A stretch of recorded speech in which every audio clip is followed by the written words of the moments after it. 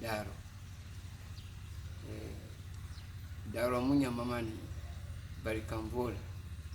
men najia ila moni ailu mola kafon wa koro ay mo fayu soron neto mama di kuyati kabo dua masobal fi préfecture binikal ma préfecture masandali najia ebe mafasuba tumana me atawati akon akake masali akako nyayi aka adamadenya kanu aka fajamana kanu tumana me colonisation manaba kemo fasuba bani uko manga men aka kwadu hakrima belade awa muy kangekri tua bulu nani komelen na masaula moni ne de lokalia krenda donc nako amoy kangekri ni amoy be ko dom anglais ni français me siti nyona labria fan wadu doitogi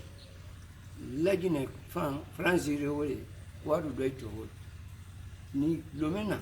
ay kana abani la mote français ro weka mo gema anglais ro mo bade no fer ne lu ka bani la wulute lomena anglais ro weka ay fana ni gema mo fer ja wekela du mo kabe woma ay ka ko jate si colonisation kana ko préparer netra aybu ay be ba wonte fer mais nebe ma kadenge sawa sron luwa masoba adenge sawa sama se fomba sama se bang sama se vale sama se fomba do kedo katoje otote saki kiele o kabara kiele so bara kiele ki wuri duama wale bi lotam wale na gila amagi ya kata ben ba kedulem ni manyina me makafonye o ba kedudure ndole bara kiele kuyate ule keklendini to klempele ne ngere manya wena kra kwadu na fara kuyate ma kiele note kuyate luri moni ule keklendini me mabara kiele kisi ba kedu me akasara kawosa kabo ba kedu akafole ko manya vasoko ala idinya njuru ja lubeto jade mene bara kiele menani veso diani nye foni take duwa makale fete ngisola gi foni ngwase duwa fete ngwase ngisola gi foni ngwase duwa me mabara kiele na wo nyanyini na ha kufai kwa se duwa ala kake akima be aguri kemo fashuba kame kubara kiele bulu watetu la buni watetu la kwadu watatu la feso duwa jomani nya ay tukulumeni momo kinyara dokoro ibe mengi na je ala da ile klena jomani nge ka samala ta da dusuya aka samala ta kobeledu aka samara na nyamadu akoni memvara ay mo be nyaka kasiya mafre baraki ele bi wuri kwa kose to le duam me anyozi amane duama me anyonde no bro kwadu jam nabe boni akabo no bro kwadu de momo waena le kemo fasuba ko ya sama kana fe kuita aiti nyonyi me mawo malo kafo barage le la nani ofro kana akitre menegiala okitre daro shokono la lela kana kama shake fo kakemo fasuba sawa ka alado bon ulala akade ngawenu la den keme nani ne ngai keme mangwate timina wete ni nubula ine awe nakamota aje amwe lo jawe amwe keme bila kuruna akabo mungu adenu we vairo kene lo ni me kemo ba fe wote de ni fe ko kemo ba e de ni maka ari do inu kono o me mabla to kulumena girire teto kasembla kuluna ya kulungo makande kulumi de makai kukamo sonyini kadi memama kala dem ata korolu kan aya giala kafo ediene moye ikabo mobu subama adenu kasore jiri kulunu tela aikana kafakri ai bananda ita jiri ma bla kuluna jiri menga ya fo moye ke mo ba kaje ako ma fara ye jiri kulun de wele ni moya fe i mori ke bla kuluna ai kiya morire kui musoda yo ke akarata sara ni moya fe i jiri kawlen zoro ai kitali kui furudi ama i yara dianye i bonloye ai kitali ai nyakan ai blani muso fefe so daro so kono da jomani neba sibro magbele pa ai lani simbri mena mete mola maroya mebe kira sike ai woklen soazi ai woklen yini mata ma di kemo barakiele ma lakan ka faidi ngai to mo burjan ave se duwa ma da fe me ai kenu ta kuyatele mo we monela ai mo jisolaki mo we jamana ai mo jisolaki me we kretera ngoma ai timare koma ka jodi mo donc ai nyaka trema binisini ai mo emotioni mete mola maroya fe ama wuri kemo barakiele singuliru ako nyanyini ngoro ala kai borobia kuruma musho keleni ukake musho lahanini ai kauta kadi nu be mabaraki ema kema fashu ba ko wita ni edua ma menga winyo me edua ma wasia inyo me edua ma uteba ikara mo refere edua ma itakana dente idinya eleto no broka mendia ni moye mongu mendoni ma afulinyana wele mema kukubalika kukongole modo na idoya babonya mebe bonya bale ko ni be wo fo ke mo fashuba me ki fe pi me ki fe sin me ki kanu nyole me ki la nyole me ki wuri nyole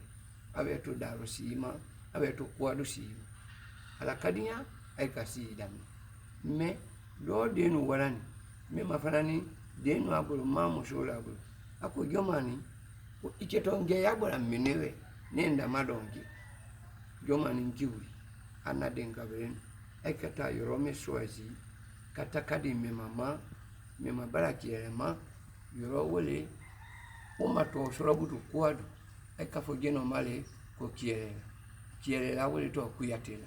sibulma fiamande mongena foite mongena je lu kiele banza neje mema toni wole ja kemo fashuga mako wesena ma kaya deme mata ko woni mema to tinyongo rekana ai nani mena iwe waira wala ai ko siaso ko ai to ni wosire lo colonisation bebe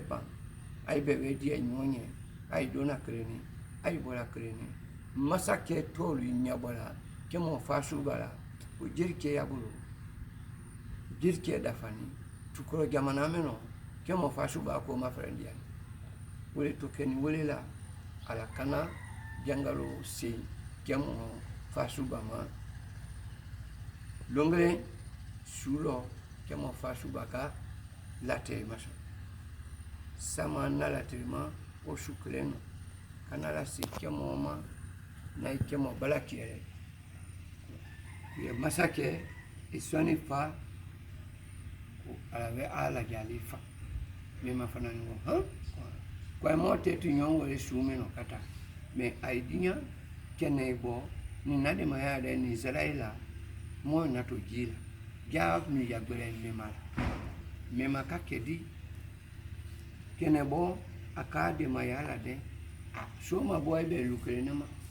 ako sama me boni dalo ai vame ai kunva ko mo wame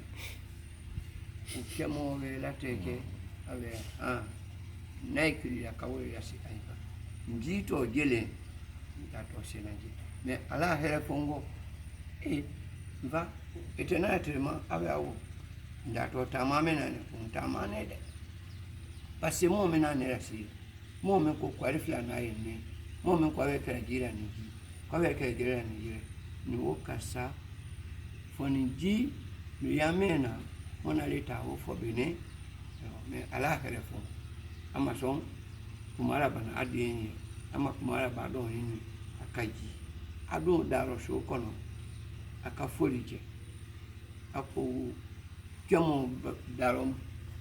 fasu denu ye sulla ni bona meni mol kabla ko kata a masake sudia ako a barak ne barake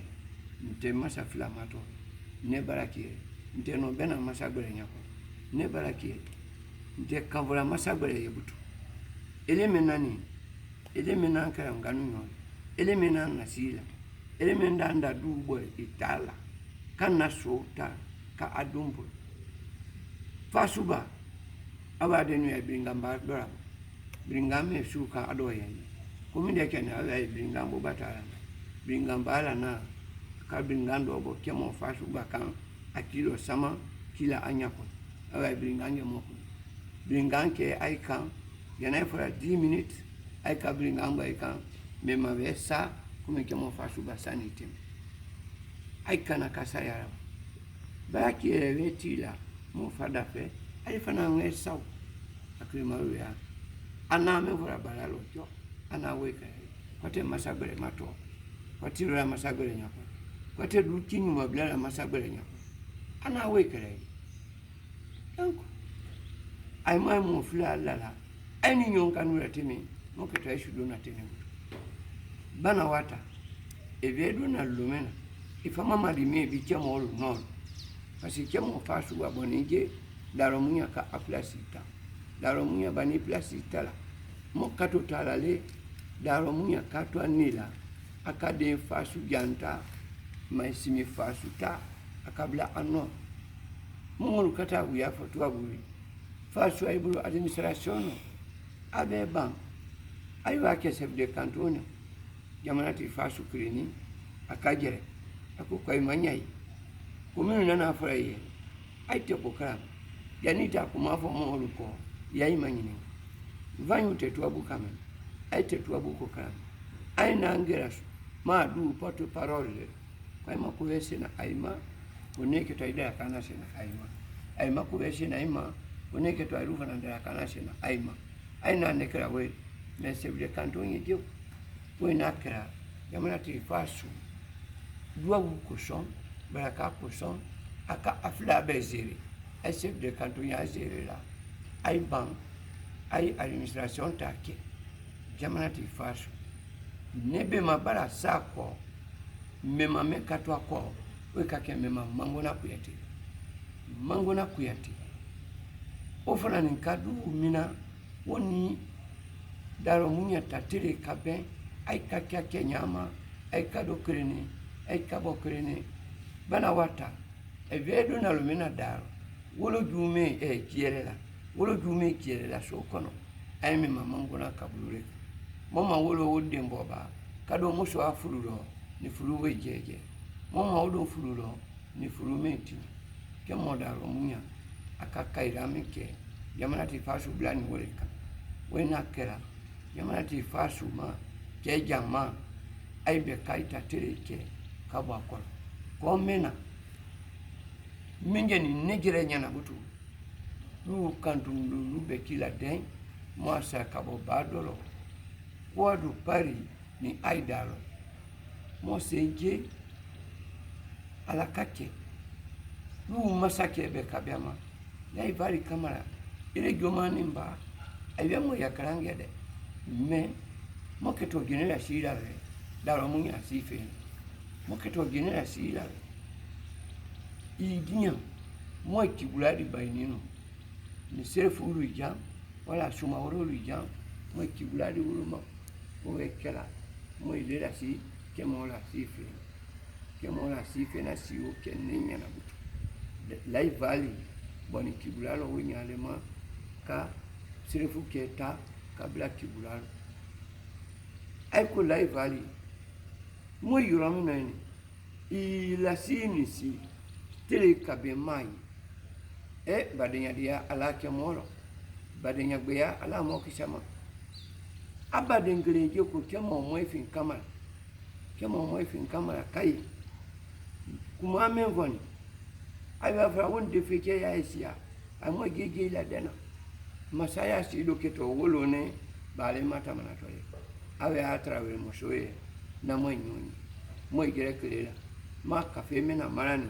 ma la jibi katubi kawanisi san kanoni na si masaya muso bere aladi bema kafe la ji ne nyana ka susu nyana kata nisi santrema masanda kana ka laivali la si laivali le bonige jomani ba me ma burbi wole to fanani mamadi kamar donc bana wata kifo yalo la kele kafara kwadu yalo la kele kafara dua masobala la kafara kiele la moto mani mo fami ma bi kiele la weto bo kai kiele o fanani masabe ni ya ministre to te musa kiele we ta ministre ala fanani dua ujawi ko son dengele me bo moro bi oto amara kiele o esi tuabu mo dua wula ala maneme ya aije me amanyina moko akan kamoke ya lula da masana akan kamoke ya lula da masana kala da konakri ala ibe maneme ya ala ide ya guveni maye ala ka ibla ya masa utana aketo ya kan wasali